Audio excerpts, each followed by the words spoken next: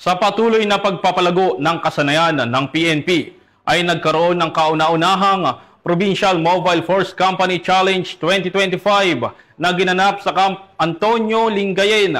Police Master Sergeant Marvin Jake Romero, ibalita mo.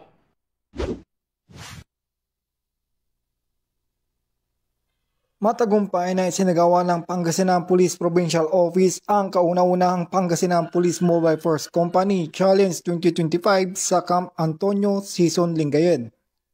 Layunin na aktibidad na subukin ang lakas, kasanayan at pagkakaisa ng mga unit ng pulisya sa pamamagitan ng obstacle course, battering ram, mobile pushing, team run, land navigation at endurance firing sa close quarter battle seating. Pinangunahan ng programa ni Police Colonel Albert Mercolo, officer in charge ng Pangasinan PPO, kasama ang iba pang opisyal, kinatawan ng lokal na pamahalaan, BFP, CDRAMO, at Advisory Council.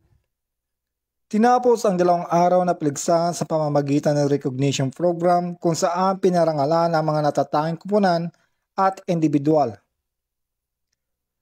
Nagpaabot ng pasasalamat ang Pangasinan PPO sa lahat ng lumahok at tumulong upang maisakatuparan ang nasabing aktibidad na nagpatibay sa diwa ng serbisyo, disiplina at bayanihan.